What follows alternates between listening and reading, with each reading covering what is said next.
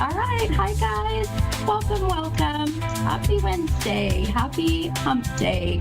Happy almost Christmas. Oh my gosh. We are literally a week away almost, right? Without ish. So I hope you guys are ready. Hope you're ready for the holidays. But I am your mini medium on the A1R Psychic Radio and the beautiful Moonstruck TV.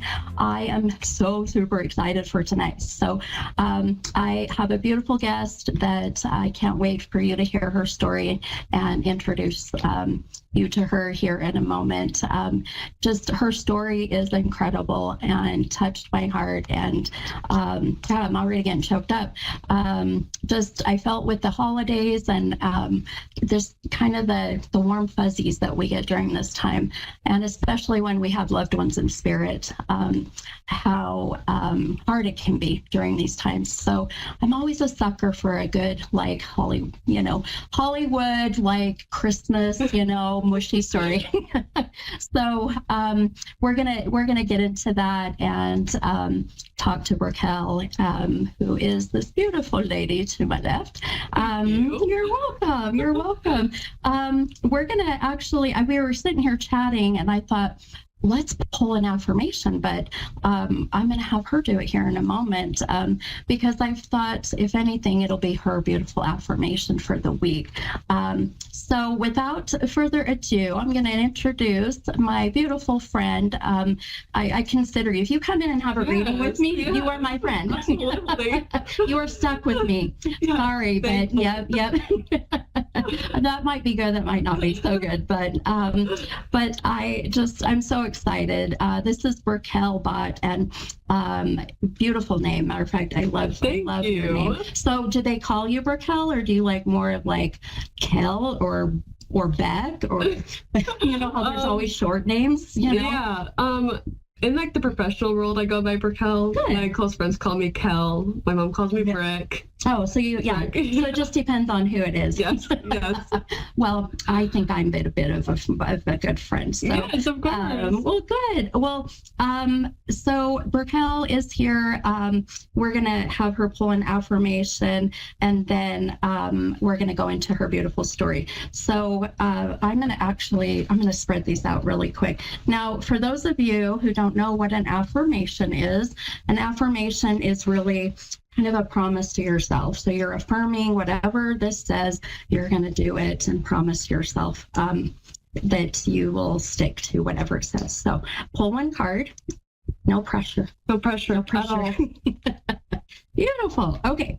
All right. So the beautiful affirmation. Now, this isn't just for beautiful Raquel. This is for everybody else out there as well. So the affirmation says, I love this. Gosh. I know. Did you just read that?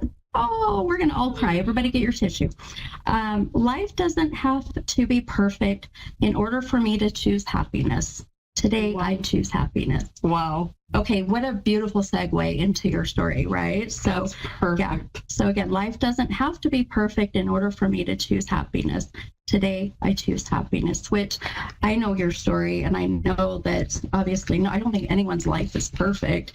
You've definitely had your own struggles, even as young as you are. So, if anything, that card is, I know, from your dad, and I'm sure that everybody listening is going to be like, what is that about? So I'm going to just kind of turn it over to you, and if you want to share with everybody first how we met. You came and got a reading with me. So I did.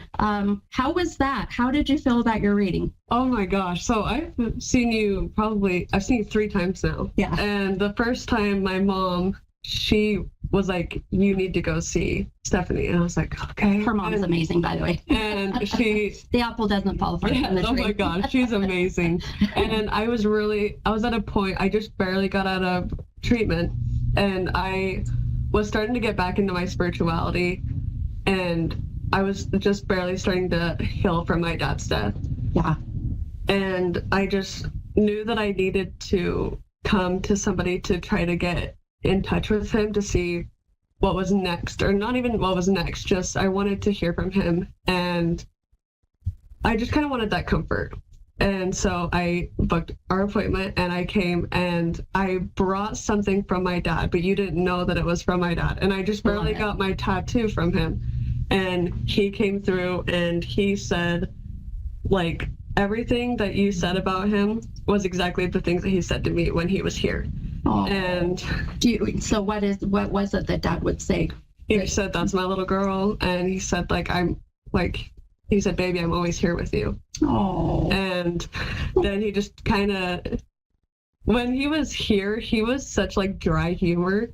Like he didn't laugh at his jokes until everyone else started laughing at his jokes. Yeah. And so he said like some things that were just really like dry. And then you were just like, he's funny. I'm like, he's quite a comedian. Yes. He was quite a comedian. And I was actually 8 weeks pregnant when I came to see you the first time. And I didn't realize that at the time, but I had miscarried. But my body didn't realize, so I had a miscarriage, and you were like, honey, have you lost a child? And I was like, no. And that's kind of when I was just like, what? So then a couple weeks later, that's when I found out that I had a miscarriage. And that was so hard. And I got through that physically. I had to get surgery and everything. And I came back to you a few months later. Yeah. And told you about the miscarriage, and you said, we talked about it. Yeah. And then you said, but there's going to be another baby. And I think I remember you going, maybe way down the road. Like many years down the road. You said, I can't tell. And you said, it's either going to be in 4 months or 4 years. Oh, okay. So we were maybe thinking 4 years. Yeah. And so I was like, that's perfect. Yeah.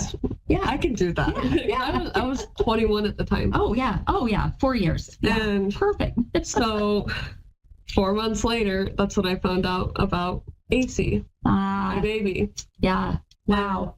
And just like, and then we also talked about my baby's birth dad too, and about how we can go one of two ways. Yeah. And you said it's all up to you though. Right. Always free will. Yes. Always free will. And it ended up going exactly the way that one of the ways, like he ended. So I met him through treatment. Oh, that's right. I do remember this now. Yeah. So he has been in active addiction for over a year now. Oh. And so like all the stuff that like we talked about seemed to happen, and it just is crazy to me. And like it's helped me like get more in tune spiritually than I was even before I met you. Oh, I love that. And I love that. I'm so grateful, because like knowing about AC was like, I don't know, I just felt like comfort that like, okay, like this is supposed to happen. Yeah. Like he's supposed to be here. Right. Yeah. And so that's kind of when I was like, okay, like it's going to be okay. It's going to be okay. Yeah. And I knew that my baby's birth dad wasn't in a stable place, because he just barely got out of rehab again. Yeah. When you found out you're pregnant, right? I remember that now. That's right. And he relapsed a couple times just in my first trimester. And so I knew that I was going to be alone. Yeah. Like obviously I had a ton of support. Oh yeah. Like an immense amount of support. Yeah. But I knew that like it was all on me. Yeah. And so I made the decision. I was 13 weeks pregnant when I matched with my baby's family. Oh. And so they were with me the whole time. Oh, so you made the decision to put your son up for adoption. Yes. And you chose the family. Yes. And her little boy's name is AC. Yes. Oh my gosh. And I've seen a picture, and he is freaking adorable. Oh my gosh. He's so cute. I like to say that he's my little twin. Yeah. I don't know if that's just like the mom naiveness of me, but I'm like, I took a lot of time. Yeah. You took a lot of time to get here. You have to look like me. Yep, that's right. And I'm sure that Dad on the other side was like, all right, I'm going to make sure this little boy has some of my side, you know? And actually, I don't know if you remember this, but you told my mom that she was going to be getting another grandbaby too, because you saw her right before me. Oh, that's okay. Yeah, like that's a right. week before me. Yeah. And So, But didn't she think it was someone else? she thought it was right? my brother. Your brother. That's right. And That's right. Surprise. Yes. And so I was like, oh, sorry. It's fine. Yeah, it's good. It's all right. We got this. But so like just a lot of stuff aligned so perfectly. And I guess like my big thing was that I had to do a lot of the research on adoption by myself because it's not talked about. Yeah. Like it really, like I didn't really know anything about it. So I had to do a bunch of research. Wow. And thankfully I did, because like my doctor, when I told him that like this is what was the best thing for AC, that he set me up in counseling.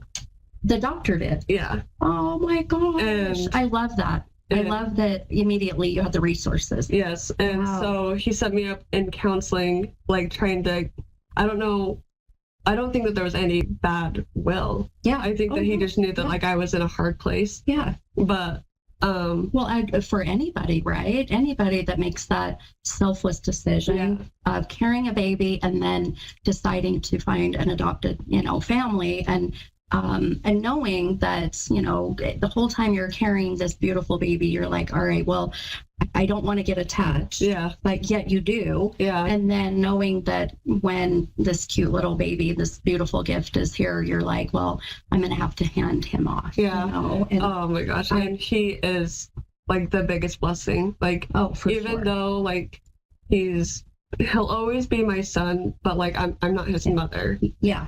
Like I'm his birth mom. Yeah. And I'm so grateful. Like I get to watch him grow up. I love that you had that open adoption, and I saw some pictures of the adopted family and your cute little boy, and the pictures of you sitting with them, and how this family includes you in their stuff, in their family stuff, their pictures, their celebrations, I mean, how beautiful to be a part of that. And, oh my gosh. And I saw the family, I saw the mom and the dad, and girl, you did good. I know, they're so amazing. Oh my gosh. I'm always a good judge of character by pictures, and I looked and I went, okay, Mama Steph is okay with yes.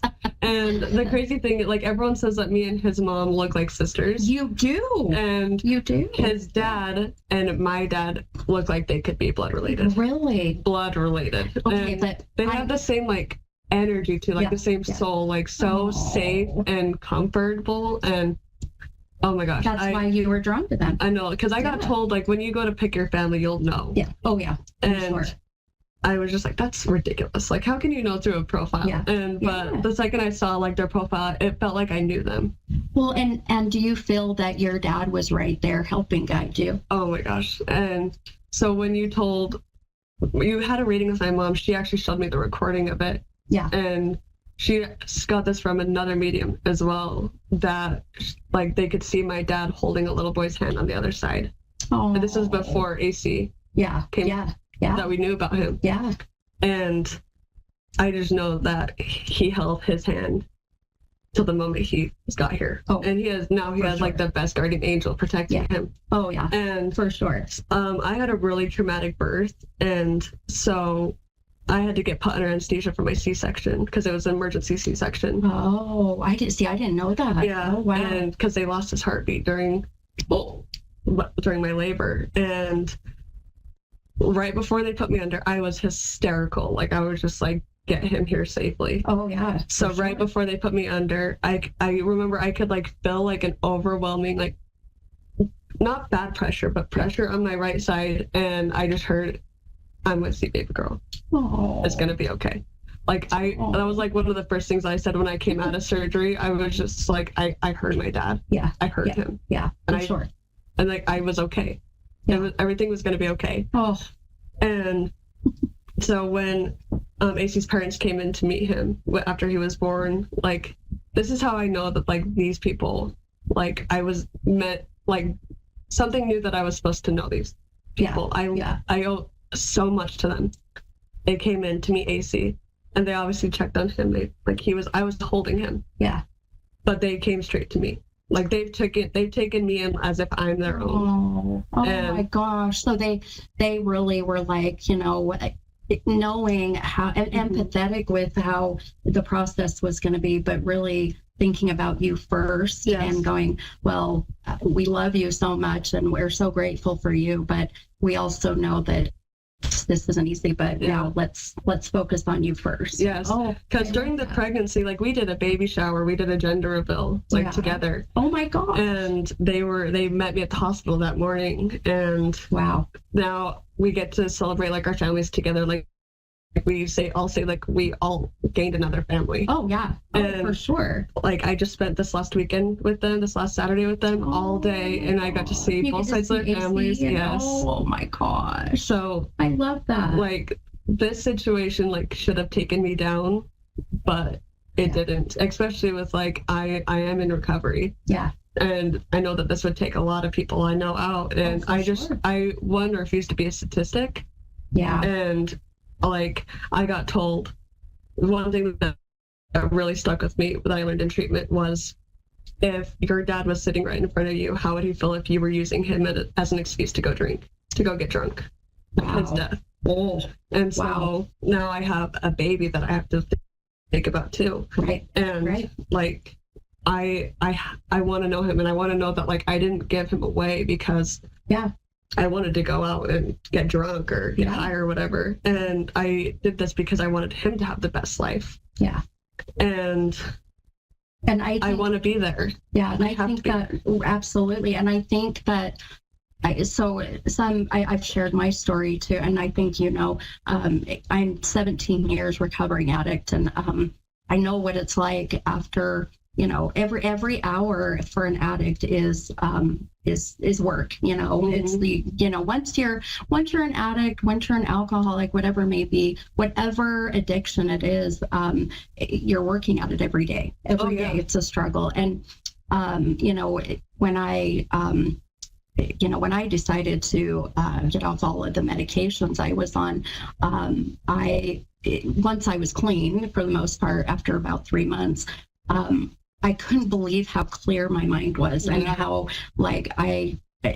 it was incredible. But it was the moments of pain or sadness or stress that triggered me, where I wanted to go and start, taking meds.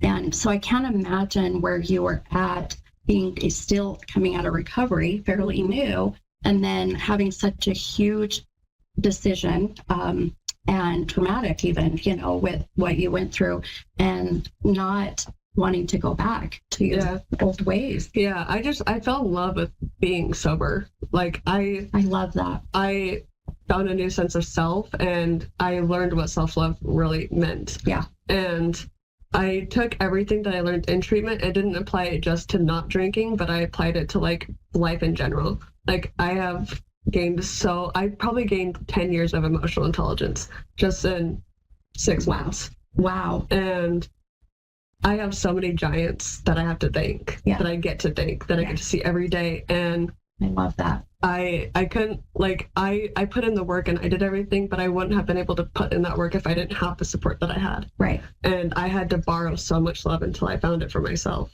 Oh. And that's the biggest thing, is that I was able to lean on these people that gave me so much love and support when I could barely get out of bed. Yeah. Unconditional love too, right? Love, yes. Yeah. And because like when I fell into addiction right after my dad passed away, it was just because drinking was all that I knew. Mm-hmm. And like my family and my friends, like when we drink when we celebrate, when we're sad, when we get home from work, when when we're mourning, grieving, like that's just what I knew. And I fell into it too deep, sadly. Like I am actually grateful for everything that I've been through, because I wouldn't be right here today. Yeah. Oh, for sure. Yeah. And I'm the same way. I think that if I wouldn't have went through the struggles I did, and had my one moment, I woke up one morning and was like, oh my gosh, I'm not going to wake up tomorrow if I don't, get my what together. Yeah. And I thought, I have 2 children. So just like you, I had something more to live for. And I thought, well, all right, I can do this. And I actually detoxed myself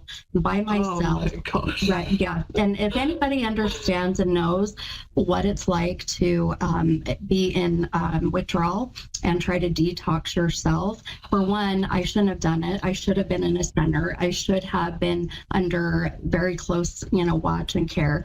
But I was so stubborn and I was so embarrassed that I just wanted to do it myself. And 3 months of hell. It was awful. So sick. And I mean, there's so many things that you go through in withdrawal, right? And I've heard actually to go through withdrawal when you are an alcoholic is worse. Yeah, I've heard alcohol is a lot worse than, pain meds and anti-anxiety meds and, So alcohol and benzos can kill you from withdrawing and detoxing off of. So you have to be like in a hospital or a facility to come off of it. So I was somewhere like being medicated to get off of it because if you don't, I've actually known people who have died from trying to detox and trying to get clean. Yeah. But like opiates and that kind of like those drug choices, those are the most painful. Yeah.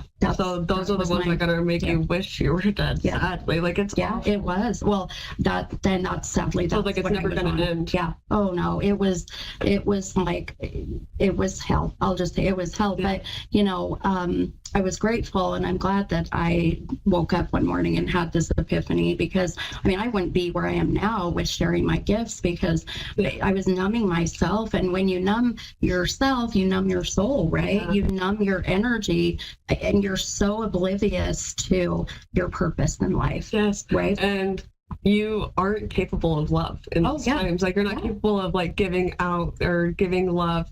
Yeah. And like I think the biggest gift in life is to help other people. Oh, absolutely. And so that's like the biggest message, is to like have gratitude every single day and happiness and give back to people. Yeah. Because like if those people didn't help me, I wouldn't be here today. Yeah. And so if I can help one person in my lifetime the way that I was helped, that's the goal. Oh, I love that. And I echo that, just because I know I always say it's like the butterfly effect, or it's kind of like that ripple. Once you throw that pebble out into the lake or whatever, and it causes that ripple effect. Well, all you needed to do was throw that one pebble, and then everybody else kind of feeds off of that, right? And that's one thing I know with coming out about my gifts, 5 years ago, is just the magnitude of energy that I feel has been spread into love. And it started out with me just stepping out of my comfort zone and